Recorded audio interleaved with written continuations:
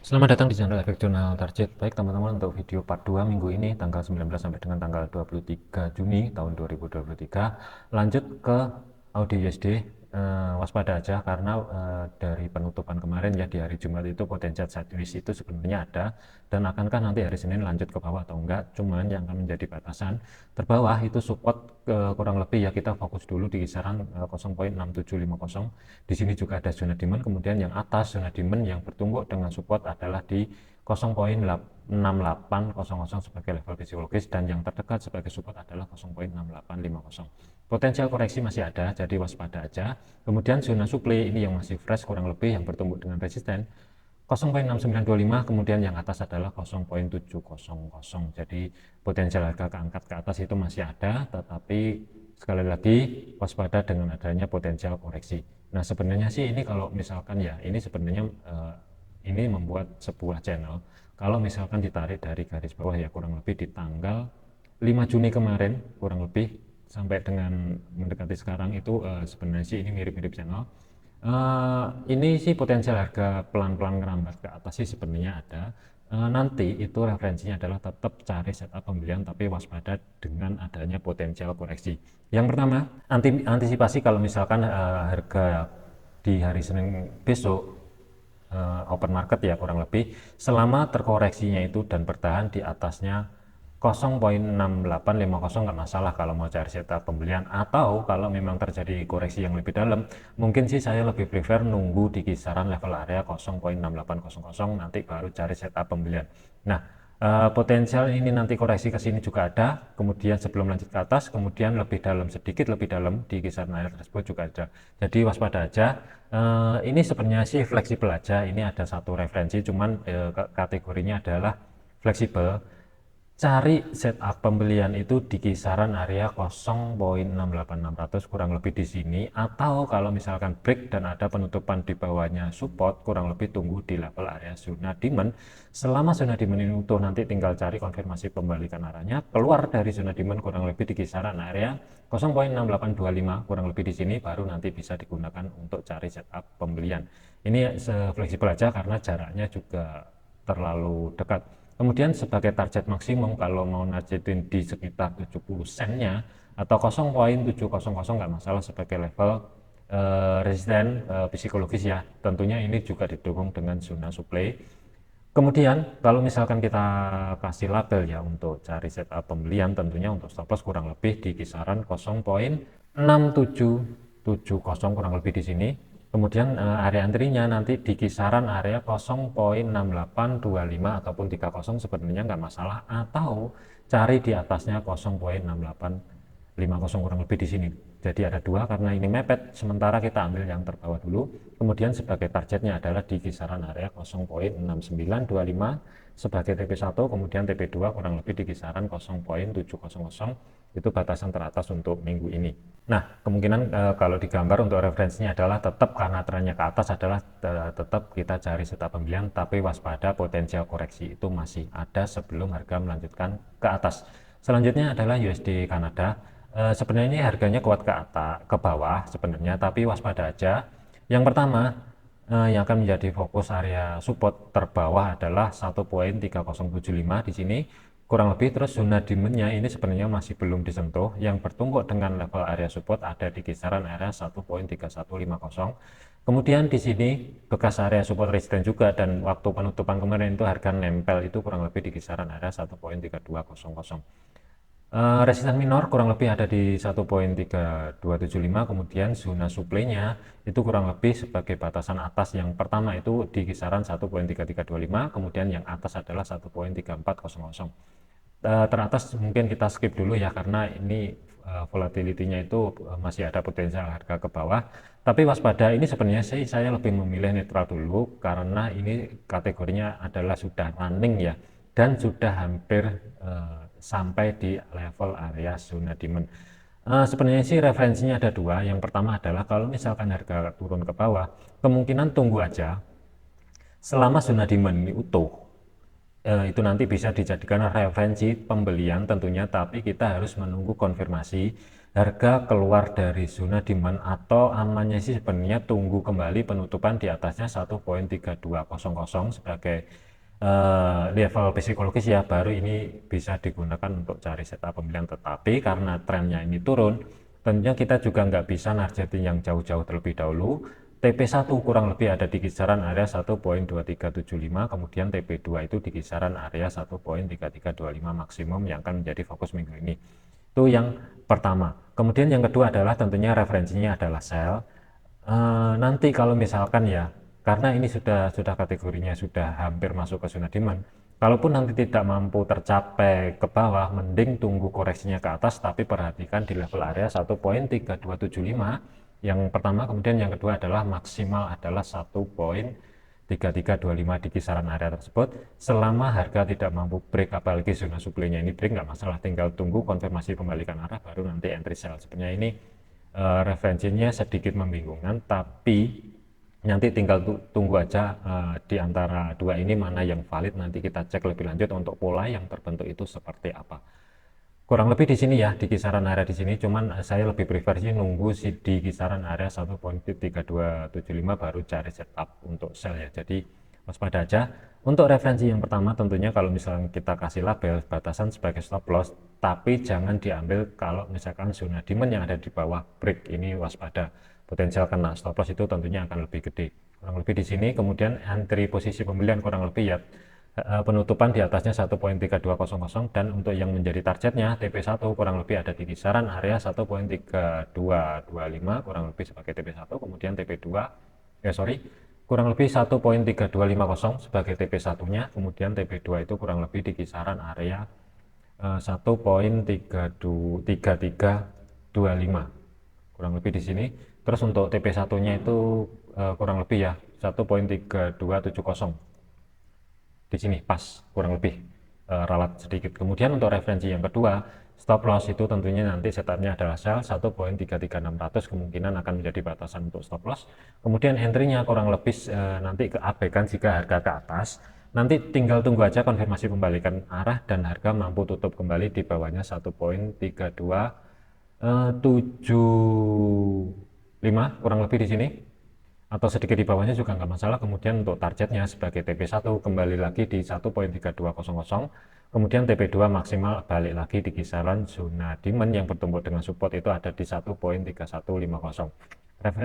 Kalaupun misalkan diukur untuk risikonya, stop loss referensi yang pertama 84 pip, kemudian TP1 73 pip, maksimal TP2 kurang lebih ruang gerak sekitar 118 pip. Kemudian referensi yang kedua ini kurang lebih kalau misalkan kita ukur resiko stop loss itu kurang lebih 81 pip, TP1 kurang lebih ruang gerak sekitar 75 pip, kemudian TP2 maksimal adalah 125 pip.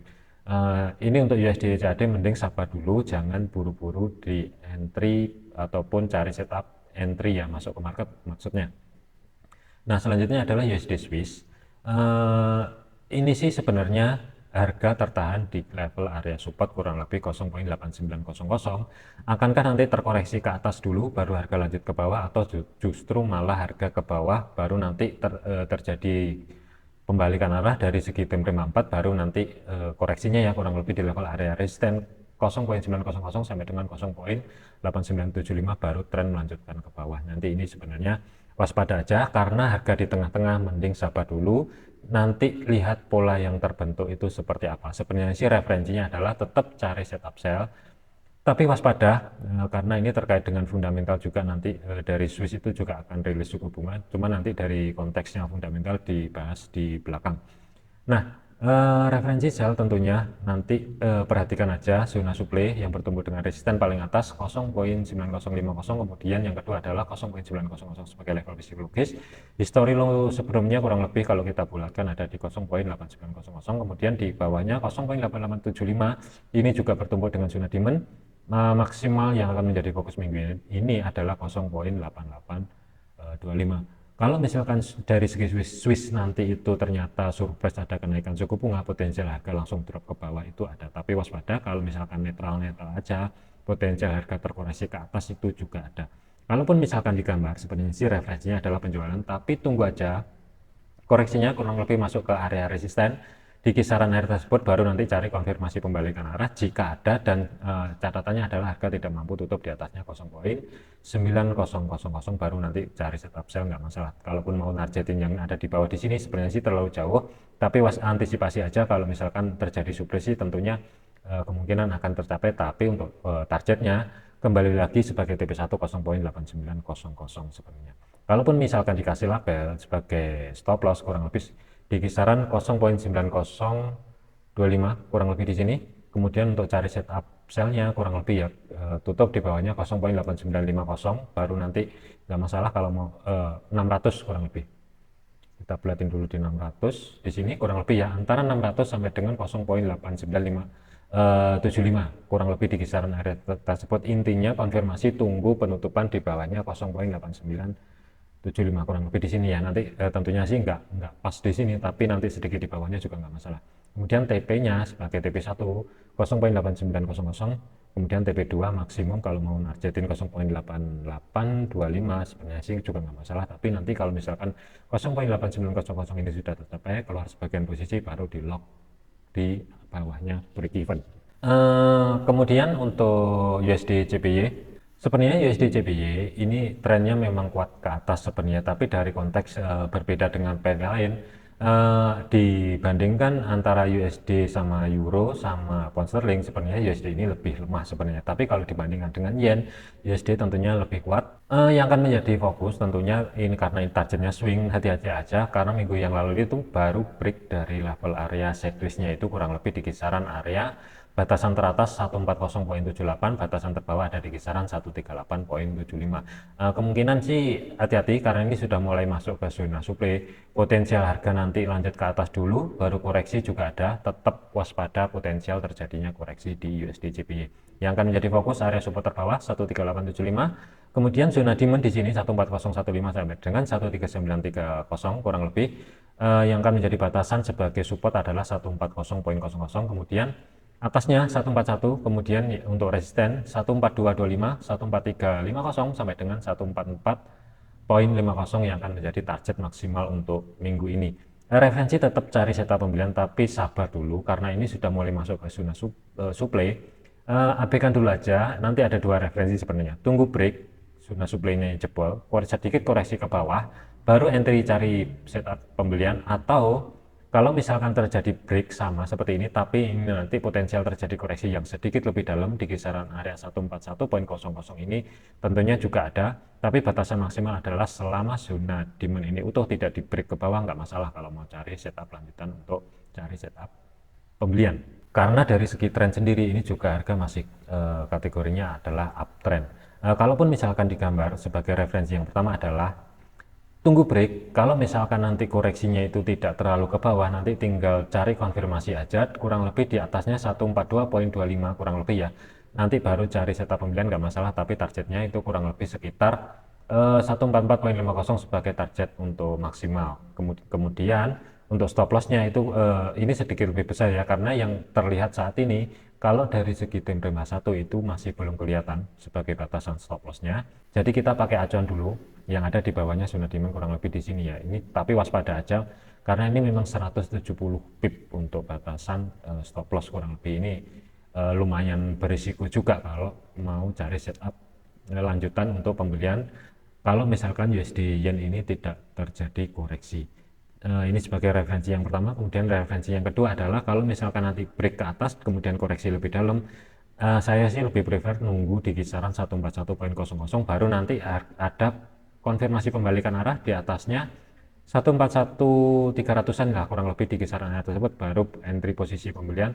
Targetnya sebenarnya sama sih nggak masalah, tapi untuk batasan sebagai stop loss itu tentunya akan lebih kecil. Kalaupun misalkan dikasih label sebagai referensi yang pertama, hati-hati karena ini lumayan besar batasan untuk stop loss 140.80 mungkin bisa dijadikan untuk acuan batasan stop loss, tapi entry-nya lihat pola yang terbentuk terlebih dahulu, jangan buru-buru entry. Kurang lebih di kisaran 142.25 sampai dengan 142.30 atau sedikit di atasnya nggak masalah, tapi sebagai targetnya 143.50 sebagai TP1, kemudian TP2 itu kurang lebih di kisaran area 144.50. Ini risk rewardnya lumayan juga untuk batasan stop loss, kurang lebih ya 100 165 pip sebagai batasan stop loss, TP1 115, TP2 maksimal adalah 210-an. Skenario kalau misalkan harga mampu ke atas di kisaran area 143.50 baru nanti ini bisa di adjust di kisaran area 14175 baru untuk mendapatkan risk reward yang lebih bagus, atau di break even juga nggak masalah. Referensi yang kedua tentunya ini sedikit berbeda. Stop loss itu kurang lebih kalau kita bulatkan cari di kisaran 140.600 atau 140.50, kurang lebih di kisaran area tersebut. Cari setup pembelian itu nanti keluar dan tutup di atasnya 141.400, kurang lebih di sini ya, di atasnya zona demand. Dan batasan sebagai targetnya itu kalau nggak, sementara sih kalau mau nargetin di 142 terlebih dahulu juga nggak masalah, 142.50 sebagai TP1 nya, baru nanti TP2 kalau langsung di adjust ke atas di kisaran 144.50 juga nggak masalah. Sebenarnya ini bebas saja, tapi saya lebih prefer nungguin setup yang kedua di sini untuk mendapatkan risk reward yang lebih oke. Tentunya batasan stop loss pun juga lebih kecil daripada referensi yang pertama. 80 pip sebagai stop loss, kurang lebih 110 pip sebagai TP1, maksimal TP2 ruang gerak sekitar 300-an pip, tapi waspada di kisaran 143.50. Selanjutnya adalah GBP JPY. Ini karena minggu yang lalu itu kurang lebih pergerakan ke atas itu sudah lebih dari 700-an pip ya dari minggu yang lalu. Tetap waspada karena untuk penutupan kemarin itu harga tertahan di level area resisten 182.00. Yang akan menjadi fokus tentunya yang terbawah adalah zona demand 179.00 sampai dengan 178.10 sebagai batasan support 178.75, kemudian support yang kedua 180.25, resisten 182, kemudian 183.50, 18500, dan maksimal adalah 186.25. Sebenarnya ini harga masih kuat ke atas, tetapi waspada akan terjadinya potensial koreksi. Saya sih lebih prefer nunggu di kisaran 180.25 ya sebagai batasan normalnya koreksi. Selama zona demand ini utuh, nanti tinggal cari konfirmasi pembalikan arah, keluar dari zona demand baru entry posisi. Kalau mau nargetin di atas sih juga nggak masalah, karena ini kategorinya adalah trennya masih kuat ke atas, apalagi nanti dari segi GBP itu juga akan rilis suku bunga. Tetap waspada aja di minggu ini. Referensinya satu dulu aja, nanti kita update lagi kalau misalkan ada waktu. Antara tunggu koreksi atau penutupan di atasnya 182.00 sebenarnya sih nggak masalah, tapi saya lebih prefer di sini karena jarak untuk stop loss itu tentunya lebih kecil, tapi targetnya itu lumayan gede juga. Stop loss itu fleksibel, kalau mau naruh di kisaran di 179.300 juga nggak masalah di sini, tapi untuk targetnya itu pilih sendiri aja, bebas mau nargetin yang ada di 185 kurang lebih 400 pip, atau maksimal mungkin swing 2 minggu ke depan kurang lebih ruang gerak sekitar 530-an pip juga nggak masalah sebenarnya, karena memang dari segi GBP sendiri ini memang kuat, jadi kita tetap cari planning setupnya adalah pembelian. Stop loss kalau misalkan kita kasih label 179.300 mungkin bisa dijadikan acuan, kemudian entry-nya adalah tunggu kalau misalkan koreksi ke bawah, apalagi zona demand ini break dan jebol, jangan diambil ataupun cari setup pembelian terlebih dahulu. Kemudian cari setupnya itu ataupun masuk ke marketnya kurang lebih di kisaran area 180.90 di sini mungkin ya, atau sedikit di atasnya juga nggak masalah. Tapi sebagai TP1 ada di 183.50, maksimal target bebas. TP2 bisa di 185 ataupun 186.25 juga nggak masalah. Ini risk rewardnya lumayan gede soalnya. Dengan batasan stop loss itu kurang lebih ya 162 pip, TP1 kurang lebih 260 pip, maksimal TP2 itu kurang lebih di antara 400 sampai dengan 530-an pip. Ini untuk GBP JPY. Terakhir adalah Euro Yen. Planningnya sama sebenarnya, tetap cari setup pembelian, tapi waspada aja karena ini mirip-mirip dengan GBP JPY.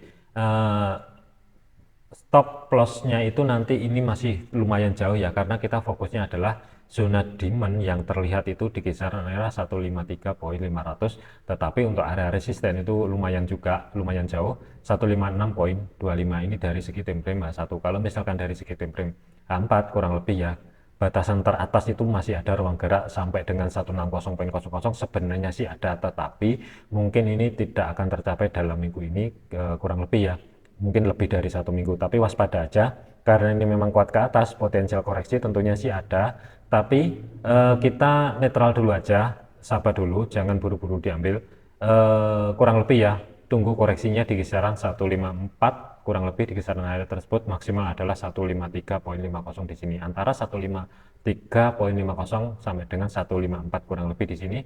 Baru nanti kalau misalkan harga tidak mampu lanjut ke bawah, apalagi zona demand ini break dan jebol, nggak masalah kalau mau diambil cari setup pembelian. Tentunya kalau mau nargetin yang maksimal sekalian di 160 sebenarnya sih bisa, tapi tetap sabar ya, karena potensi untuk minggu ini tercapai kemungkinan enggak. Selanjutnya kalau misalkan kita gambar referensinya ini, sabar dulu aja. Mungkin tunggu koreksi sedikit, ini akan lebih oke ya, karena setupnya juga lumayan jauh sebagai targetnya. Kemungkinan stop loss itu kurang lebih ya, tentunya sih ini 160-an pip karena memang volatility-nya gede banget. Batasan stop loss kemungkinan 152.600 kurang lebih di kisaran area tersebut. Kemudian area entry-nya cari di kisaran 154.00 sampai dengan 153.00. Nanti kita tunggu pola yang terbentuk itu seperti apa. Kemudian TP1-nya itu ada di 156.25 kemungkinan di sini. Kemudian targetnya bebas sebagai TP2 antara 157.50 atau mau nargetin yang maksimal di 160.00 juga nggak masalah sebenarnya. Ini risk reward-nya kalau misalkan kita ukur kurang lebih sebagai batasan stop loss ya, hati-hati. 160-an pip sebagai stop loss TP1, 215 pip, maksimal TP2 adalah 340 pip. Kalaupun mau nargetin swing lebih dari 1 minggu, sebenarnya sih target maksimal adalah kurang lebih sekitar 600-an pip, itu ada di 160.00.